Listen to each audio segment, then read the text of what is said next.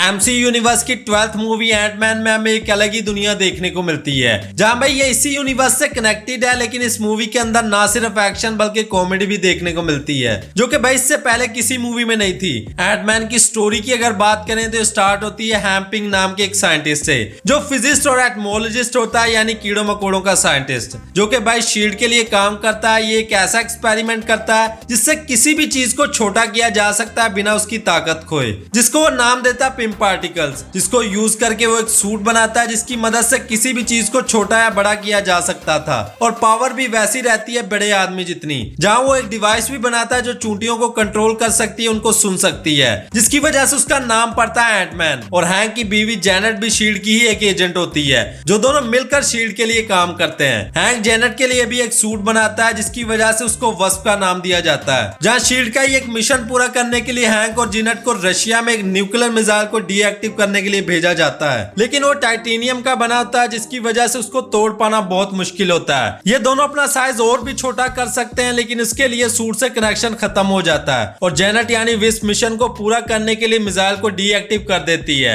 अब चूंकि उसका कनेक्शन सूट से टूट जाता है और वो क्वांटम रियल में चली जाती है, बट हैंक को उम्मीद होती है कि एक ना एक दिन उसको जरूर ढूंढ लेगा, जिसके जाने के बाद हैंक शील्ड से रिजाइन कर देता है। हैंक की एक बेटी भी होती है होप, जिसको वो ये बोलता है कि उसकी माँ यानी जेनेट प्लेन क्रैश में मारी गई, और वो उसको बोर्डिंग स्कूल में भेज देता है, जिसके बाद वो अपने बाप से नफरत करने लगती है। जहाँ शील्ड छोड़ने के बाद हैंक अपनी खुद की कंपनी खोलता है, पिम टेक्नोलॉजी, लेकिन वहां भी वो उस फार्मूले को नहीं दिखाता। बट इस दौरान डैरन क्रॉस नाम का एक बंदा इसका दिल जीत लेता है, जिसको एंटमैन के सूट के बारे में पता चलता है, जिसके बाद जब वो हैंक से ये बात पूछता है तो वो उसको खुद से दूर कर देता है। और जब हैंक की बेटी वापस आती है तो उसको कंपनी का चेयरमैन बना दिया जाता है, जिसकी मदद से डैरन हैंक को कंपनी से निकलवा देता है, क्योंकि होप उससे नफरत करती है। इसलिए होप की वोट से वो बाहर निकाल दिया जाता है। जिसके बाद जब डैरन वो सूट और उस पार्टिकल की कॉपी करता है तो वो पूरी तरह उसे तैयार नहीं कर पाता, लेकिन वो एंटमैन जैसा येलो सूट तैयार कर लेता है और उस पार्टिकल को नाम देता है क्रॉस पार्टिकल का, जिसको देखकर होप को समझ आ जाती है इसके इरादे ठीक नहीं है। जिसके बाद वो अपने बाप के पास लौट आती है, जहाँ होप उस सूट से डैरन को रोकना चाहती है, बट हैंक उसको पहनने नहीं देता, क्योंकि उसकी माँ क्वांटम रियल में इसी के जरिए फंसती है। अब चूंकि होप को अपनी माँ की सच्चाई का नहीं पता होता, जिसकी वजह से उसको लगता है कि उसका बाप कुछ छुपा रहा है। जहाँ भाई हैंक को तलाश होती है ऐसे बंदे की जो पूरी तरह उस सूट को काबू कर सके, जहाँ उसको पता चलता है स्कॉट लैंग का।